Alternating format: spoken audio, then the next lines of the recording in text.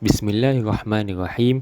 Assalamualaikum warahmatullahi wabarakatuh. Kumpulan kami akan membentangkan tentang isu dan cabaran bagi orang kurang upaya OKU, buta, pekak dan bisu dalam melakukan kontrak muamalat. Kumpulan kami terdiri daripada 5 orang, iaitu Khairul Arif sebagai Ketua Kumpulan, Muhammad Zulfahmi, Nur Solehah, Nur Hazwani dan Nur Amani. Penggunaan kontrak dalam urus niaga kini menjadi amalan harian dalam institusi kemasyarakatan sejak dulu lagi. Masyarakat sedia maklum bahawa transaksi kontrak sangat penting dalam melakukan urus niaga yang melibatkan pertukaran pemilikan barang maupun manfaat antara pihak yang terlibat. Dalam Islam, setiap individu digalakkan untuk melakukan kontrak muamalat berdasarkan hukum syarak. Namun begitu, timbul persoalan tentang pelaksanaan kontrak muamalat dalam kalangan OKU. Terdapat banyak pandangan tentang muamalat yang dibincangkan oleh para fuqaha terdahulu. Berdasarkan Ibnu Abidin, muamalat diartikan sebagai perkara-perkara yang terdapat dalam urusan berkaitan kontrak muamalat. Sebagai contoh, jual beli atau pertukaran pemilikan, pengurusan harta pusaka, perkahwinan, kontrak amanah dan juga perbicaraan dalam mahkamah. Seterusnya definisi OKU.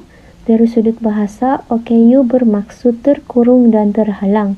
Namun dari sudut istilah pula disimpulkan dalam pelbagai tafsiran berkenaan OKU dan ia dikelaskan kepada 4 golongan utama, iaitu kurang upaya pendengaran, kurang upaya akal, kurang upaya anggota dan kurang upaya penglihatan. Kategori ini telah diklasifikasikan oleh Jabatan Kebajikan Masyarakat, iaitu badan yang berperanan penting untuk mengendalikan kebajikan golongan OKU, dan jabatan ini adalah di bawah naungan Kementerian Pembangunan Wanita, Keluarga dan Masyarakat Malaysia.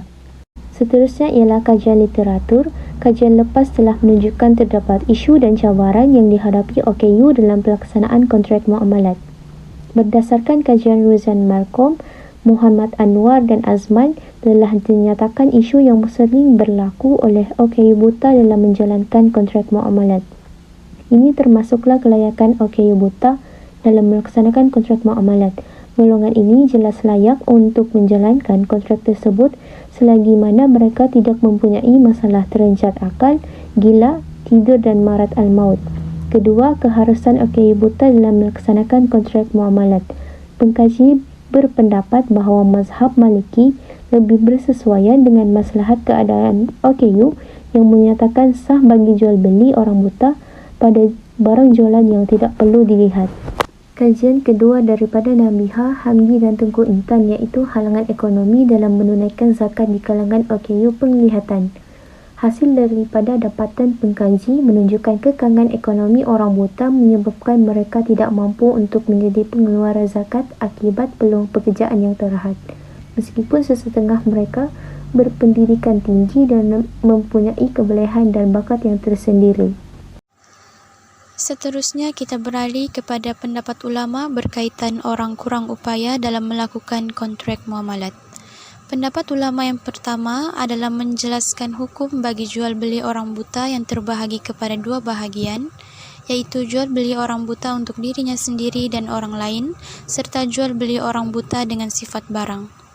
Pendapat ulama yang kedua adalah berkaitan dengan orang kurang upaya bagi orang bisu dan orang pekak dalam melakukan kontrak muamalat. Bagi pendapat ulama berkaitan orang kurang upaya dalam melakukan kontrak muamalat bagi orang buta, dalam aspek jual beli orang buta untuk dirinya sendiri dan orang lain, terbahagi kepada 3 pendapat. Pendapat yang pertama daripada mazhab Hanafi dan Hanbali, di mana jual beli orang buta dengan penjelasan fizikal barang adalah sah. Bagi pendapat mazhab Syafi'i, di mana jual beli orang buta adalah tidak sah, dan pendapat yang lain adalah di mana jual beli orang buta sah pada barang yang tidak perlu dilihat, manakala barang yang perlu dilihat tidak sah jual belinya, seperti bai al-juzaf, iaitu jual beli yang tidak menggunakan timbangan. Kita beralih kepada pendapat ulama berkaitan orang buta dalam aspek jual beli melalui sifat barang. Pendapat ulama dari mazhab Hanafi, Maliki, Syafi'i dan Hanbali berpendapat harus jual beli orang buta dengan mengetahui sifat barang jualan dan ianya disokong oleh beberapa bukti seperti di dalam Fath Al-Qadir, jika barang yang diberi itu boleh diketahui sifat dan kadarnya tanpa memerlukan deria penglihatan seperti diketahui melalui bau, rasa, mendengar dan sebagainya. Dengan itu, maka semua itu boleh menggantikan tempat deria tersebut. Dan akhir sekali adalah pendapat ulama yang kedua berkaitan dengan orang kurang upaya bagi orang bisu dan orang pekak.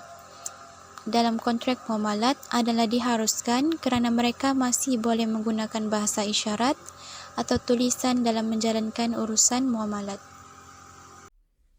Muamalat yang pertama yang akan dibincangkan adalah jual beli. Jual beli secara umum bermaksud menukarkan harta dengan harta, yang mana bertujuan untuk pertukaran hak milik bagi pihak yang terlibat.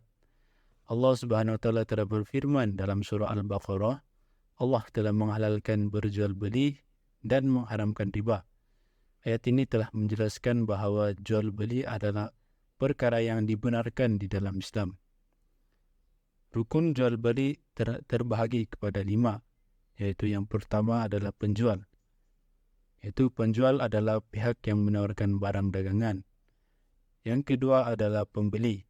Pembeli adalah pihak yang memerlukan barang dagangan. Yang ketiga adalah akad, iaitu ijab dan kabul antara penjual dan pembeli. Yang keempat adalah barang dagangan, iaitu barangan yang telah dijual beli. Yang terakhir adalah nilai barang, iaitu nilai yang sesuai dan dipersetujui oleh kedua-dua belah pihak. Menurut pendapat ulama-ulama fiqh, bagi muamalat yang dilakukan oleh golongan OKU penglihatan, menurut mazhab Maliki, jual beli adalah sah walaupun barang yang dibeli tidak dapat dilihati keadaannya. Seterusnya, menurut mazhab Hanafi dan Hanbali, menyatakan bahawa tidak ada dalil yang menghalang daripada golongan ini daripada melakukan jual beli. Imam Al-Nawawi melalui karangan beliau dalam kitab Al-Majmu', beliau memberi penjelasan bahawa penjelasan sifat barang boleh menggantikan fungsi melihat. Muamalat yang seterusnya adalah pelaburan. Pelaburan adalah satu kaedah perniagaan di mana seorang pemilik harta telah memberikan hartanya kepada seseorang untuk dijadikan sebagai modal perniagaan. Dalil mengenai keharusan untuk pelaburan terdapat dalam surah Al-Baqarah ayat 198.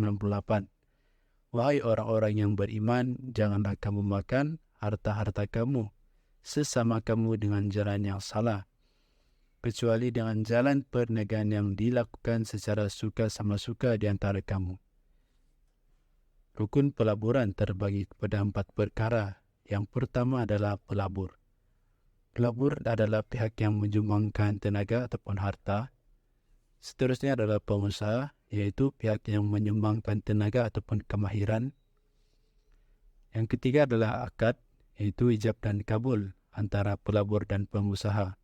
Dan seterusnya adalah modal, iaitu sumber kewangan ataupun harta yang diterima pakai dalam Islam.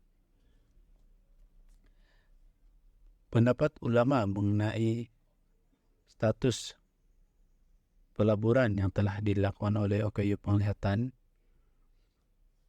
berdasarkan pandangan dalam mazhab Syafi'i, jika seseorang yang sah menjadi wakil dan diwakilkan untuk menguruskan urusan pelaburan, maka pelaburan tersebut dianggap sah. Ini bermaksud bahawa jika seseorang telah mengizinkan orang lain untuk mengelola dan melaburkan dana mereka dalam pelaburan, tindakan ini diakui dan dianggap sah menurut mazhab Syafi'i. Selain itu, tidak ada juga syarat khusus yang ditetapkan mengenai rakan kongsi harus memiliki kemampuan penglihatan untuk melakukan pelaburan. Muamalat yang seterusnya adalah pinjaman.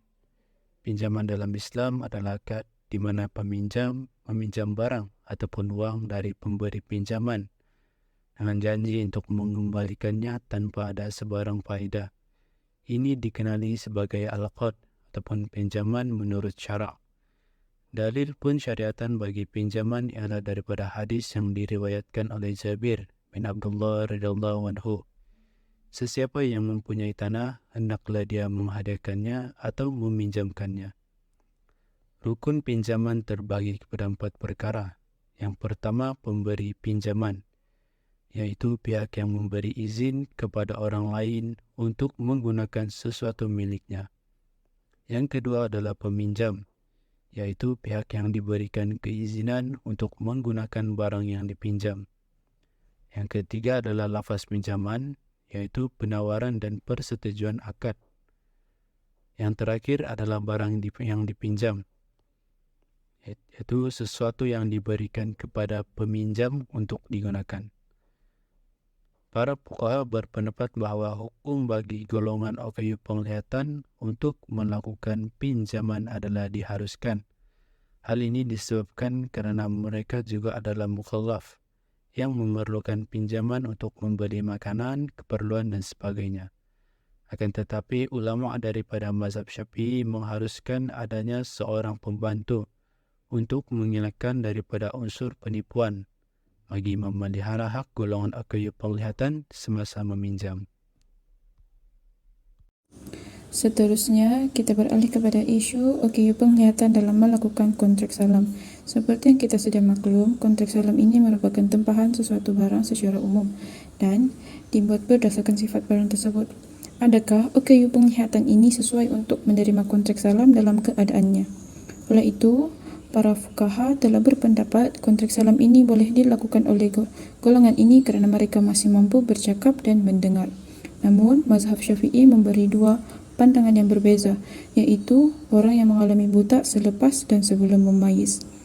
Jika kontrak salam ini berlaku selepas memayis, maka akad kontrak adalah sah. Hal ini kerana tempahan barang dilakukan berdasarkan sifat fizikal barang yang diceritakan tanpa melihat gambar barang tersebut, maka golongan ini boleh mengetahui bagaimana bentuk barang tersebut. Namun, jika dia mengalami buta sejak lahir ataupun sebelum mencapai umur memayis adalah tidak sah kerana dia melakukan akad dalam keadaan jahil, tidak tahu. Namun ada juga akad tempahan, ini akan sah walaupun dia buta sejak lahir jika dia tahu akan sifat barang tersebut. Isu OKU penglihatan dalam aktiviti keusahawanan. Keusahawanan ini merupakan aktiviti ekonomi yang akan mendatangkan keuntungan kepada penjual hasil daripada menjual sesuatu barang ataupun perkhidmatan. Oleh itu, isu yang dibangkitkan ini, adakah peluang bagi golongan ini untuk melakukan aktiviti keusahawanan berdasarkan syariah? Kerana mereka juga perlu menjana pendapatan untuk melangsungkan kehidupan seharian. Bukan itu sahaja, kekurangan pengetahuan mengenai keusahawanan juga menjadi punca golongan ini kurang melibatkan diri. Perkara ini kerana kurangnya pendedahan aktiviti keusahawanan dalam diri mereka. Maka untuk membantu golongan ini, berbagai inisiatif yang telah dilakukan oleh pihak bertanggungjawab untuk memudahkan aktiviti muamalat mereka. Antaranya adalah dengan mengadakan program khusus untuk mengajar mereka tata cara perniagaan yang dapat memudahkan golongan tersebut. Oleh itu, dapat kita jadikan sebagai contoh Encik Muhammad Faiz bin Abdullah. Beliau merupakan usahawan yang memiliki pusat urut dan juga merupakan seorang OKU penglihatan. Beliau telah menjadi usahawan yang terkenal kerana mempunyai pengetahuan perniagaan hasil daripada kursus keusahawanan dan memiliki sijil kemahiran dalam bidang urut. Oleh itu, pendedahan pengetahuan dalam membantu golongan OKU penglihatan ini berjaya dalam bidang keusahawanan. Beralih kepada golongan bisu dan pekak. Golongan ini juga terlibat dalam urusan muamalat yang melibatkan akad dan transaksi pertukaran pemilik. Walau bagaimanapun, kaedah pelaksanaannya berbeza dengan golongan yang normal. Jual beli orang bisu dan pekak adalah harus disyarat kerana mereka boleh menggunakan bahasa isyarat ataupun tulisan. Tidak kira sama ada dia menjadi penjual atau pembeli, namun dengan syarat lengkap ke semua syarat-syarat jual beli. Yang pertama ialah isu ijab dan kabul. Seperti yang kita sudah maklum, ijab dan kabul ini merupakan salah satu rukun dalam jual beli dan tidak sah tanpa keduanya. Hal ini telah menimbulkan persoalan bagaimanakah orang kurang upaya bisu ini melakukan jual beli tanpa lafaz ijab dan kabul. Oleh itu, ulama menamakan ianya sebagai jual beli al-muta'ah dengan gambarannya orang tersebut menyerahkan wang untuk membeli sesuatu, lalu penjual mengambil wang tersebut dan aktiviti pertukaran berlaku. Namun tiada lafaz yang dikatakan ataupun lafaz hanya berlaku oleh satu pihak saja dengan syarat kedua-dua pihak redha dan bersetuju dengan harga barangan. Aktiviti keusahawanan bagi golongan bisu dan pekak. Kedua golongan ini masing-masing mempunyai kelemahan ketika melakukan aktiviti keusahawanan. Bagi golongan pekak, mereka sukar untuk mendengar apa yang diminta oleh pembeli, dan bagi golongan bisu pula mengalami kesukaran dalam melakukan akad serta komunikasi yang kurang dengan pelanggan. Akibat daripada sukar untuk mendapatkan pekerjaan, maka dengan aktiviti keusahawanan sahaja yang dapat membantu mereka. Dapat kita jadikan contoh, terdapat dua orang usahawan pekak dan bisu iaitu Farid dan Izham telah membuka kedai burger di tepi jalan. Namun, kekurangan yang mereka miliki itu bukan menjadi penghalang kepada mereka untuk mencari rezeki. Mereka menggunakan kaedah isyarat ataupun tulisan dengan cara menyediakan buku dan pen untuk pelanggan menulis order, dan mereka juga telah meletakkan papan tanda yang menunjukkan mereka ialah peniaga bisu dan pekak agar pelanggan dapat menggunakan bahasa isyarat jika mereka tahu. Ini adalah cara yang terbaik bagi golongan ini untuk melakukan aktiviti keusahawanan dan juga memudahkan aktiviti jual beli itu berlangsung. Pada asalnya, jual beli yang sah hendaklah dengan ucapan atau lafaz dan menggunakan bahasa yang difahami oleh kedua-dua pihak. Oleh itu, bagi keadaan OKU bisu dan pekak ini adalah sah kerana perkara ini memudahkan mereka untuk melakukan apa sahaja aktiviti muamalat. Bukan itu sahaja, jual beli menggunakan tulisan adalah satu perkara yang lebih kuat kerana hal tersebut menunjukkan keredaan dan kemahuan mereka untuk berjual beli. Perhati mengenai isu dan cabaran terhadap golongan OKU ketika bermuamalat. Sudah semestinya golongan OKU ini sangat memerlukan kemudahan dalam menjalankan aktiviti seharian seperti manusia biasa dalam semua urusan, termasuklah urusan bermuamalat. Golongan OKU juga merupakan manusia yang hidup bermasyarakat. Golongan OKU sama ada OKU penglihatan, pertuturan maupun pendengaran juga tidak terkecuali untuk bermuamalat. Hal ini kerana mereka juga ialah manusia yang hidup bermasyarakat yang tidak boleh tidak untuk lari daripada urusan muamalat. Namun, terdapat beberapa perkara yang perlu diperhatikan dalam isu mengenai urusan muamalat golongan OKU agar ianya berlandaskan dengan hukum-hukum syariah serta keadilan pada kedua-dua pihak yang bermuamalat dapat ditegakkan. Antara perkara-perkara tersebut adalah seperti sudut bahagian prosedur, kaedah pengurusan, layanan dan lain-lain. Pendedahan yang serius tentang pendidikan mengenai cara-cara melayani golongan OKU adalah wajar untuk masyarakat pada zaman kini. Hal ini kerana cara untuk melayani golongan OKU adalah berbeza mengikut keupayaan mereka sama ada golongan OKU buta, pekak ataupun bisu. Pihak kerajaan juga turut berusaha dalam memperkasa golongan OKU. Libat urus melibatkan kementerian-kementerian yang berkaitan akan diadakan dari semasa ke semasa mengikut keperluan bagi memperkasakan pelan tindakan orang kurang upaya Muslim sebelum ia dilaksanakan pada tahun 2022. Jabatan Kemajuan Islam Malaysia JAKIM sedang menggubal pelan ini sebagai dukungan kepada pelan tindakan orang kurang upaya kebangsaan dan yang sedia ada iaitu dasar orang kurang upaya negara. Itu sahaja daripada kumpulan kami. Sekian, terima kasih.